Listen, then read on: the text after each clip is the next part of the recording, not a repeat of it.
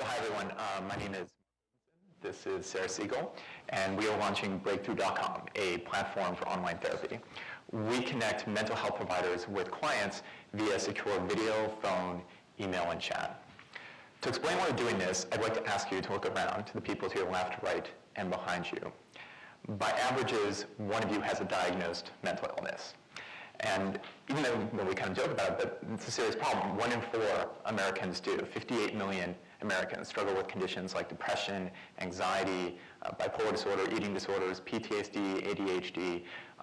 Therapy works 90% of the time and has been shown to be as effective as prescription medication, but 2/3 of us do not get treatment.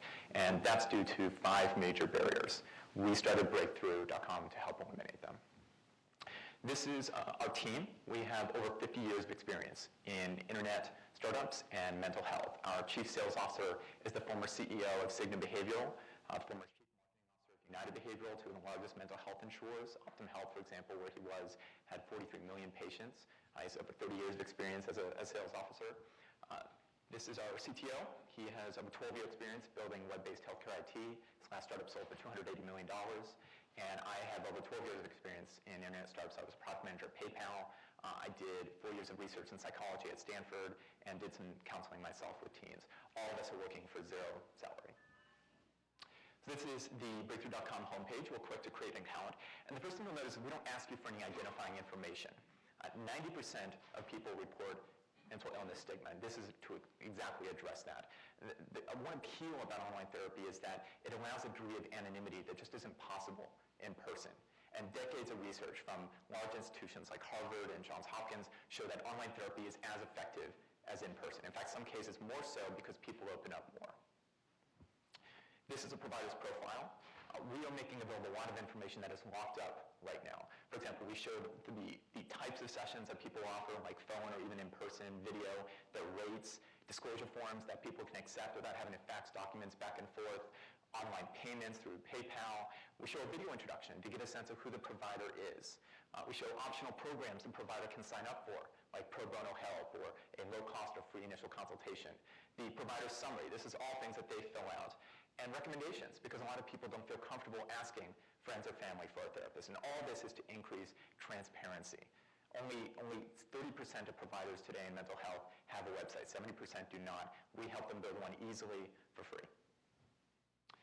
This is our insurance claims processing.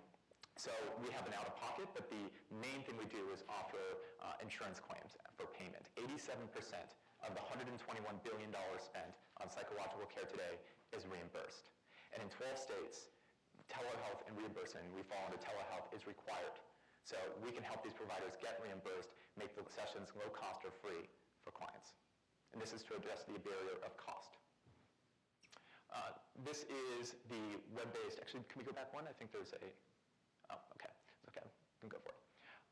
One thing this slide we don't have there is an online diagnostic that we offer to people so that they can interpret their own symptoms, and we show them providers in their area that treat that condition. That's to address the barrier of rapport, because research indicates the #1 indicator of success between a client and mental health provider is what's called the therapeutic alliance, which is basically how much the client trusts the provider. And that's more likely to happen if we can match the client with the provider on communication style, on cultural background, on condition. And right now, primary care doctors are the main source of referrals into therapists. They only know 1 or 2 therapists generally and refer every client there, and that's just not as effective.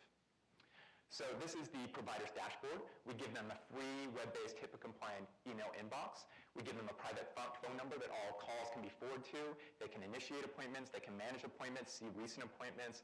All of this is to make practicing online more convenient for the provider because these are generally not tech-savvy folks. This is our session room.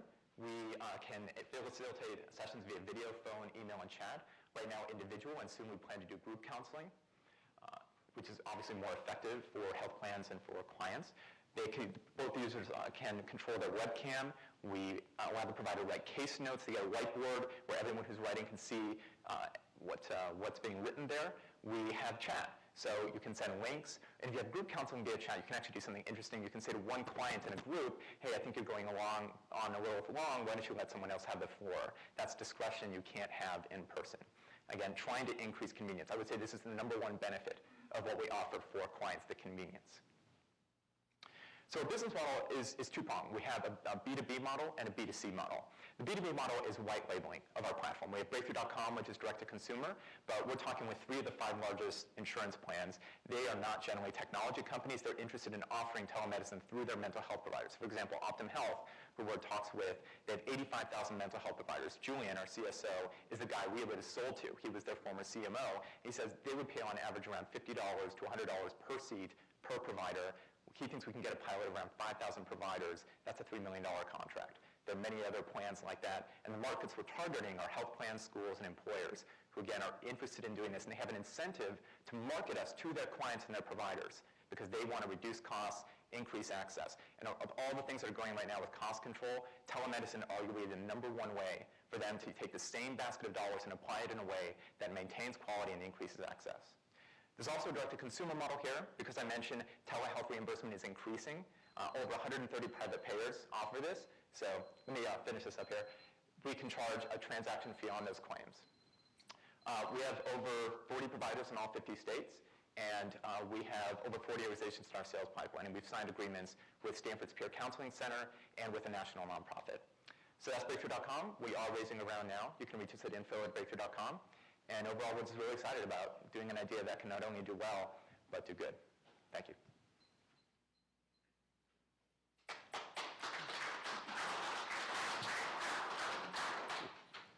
Thanks, Mark. Questions from the panel?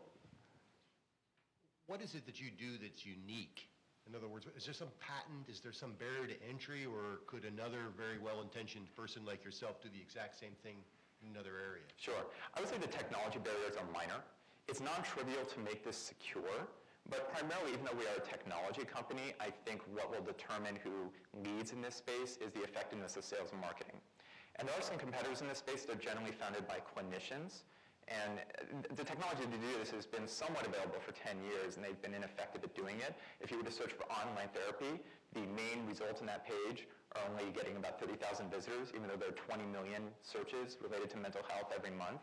So I think the strength of our sales team, that we have people who have been in this business for a long time, that we come from technology, that we understand how to market on the web, SEO, SEM, that we have increasing number of contacts and partnerships with organizations like the APA, both of the APAs, American Psychological Association, American Psychiatric Association. And also, this is outside of our control, but it's something that's good for us, the increasing number of market enablers. The Mental Health Parity Act that requires health plans effectively to cover mental health where they haven't before. They can no longer price discriminate. And now, of course, the healthcare reform bill. We talked to one executive who said they are frantic to reduce costs right now, and they see this as a way to do so. So theoretically, is there another web company that could do this? Sure. We're fairly connected in the VC industry, and there are only 1 or 2 other companies that I think around there, and they don't have the initiative that we have. And also, we're focused on mental health.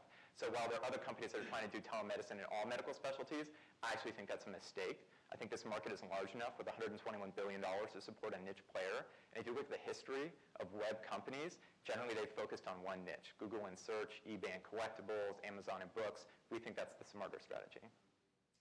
So how many therapists do you have signed up right now? Over 200 that are active, that have completed a full profile, and we have another 300 that have applied in our various stages. We have a 2-tier authentication for Breakthrough.com, where we verify both their identity and their license. And when they have a private label, they sometimes have life coaches or other providers, interns. It's actually, in our interns, really interesting. We have had over 36 interns who are completing their coursework but don't have their hours for licensure, who've said, I want to get my license through your platform. And an increasing number of states are allowing that because they want to facilitate training on this new medium. So you talked a little bit more about the authentication of a therapist. How do I know I'm getting a good therapist on your site? Well, so I see 2 questions there. How do I know that the provider I'm talking to is who they say they are? And that gets to, like, we use the same authentication that credit card companies do. We get questions based on who they are, and we say, what address have you lived at before? And they have to answer the questions. And if they answer incorrectly, then we require further authentication like fax documents.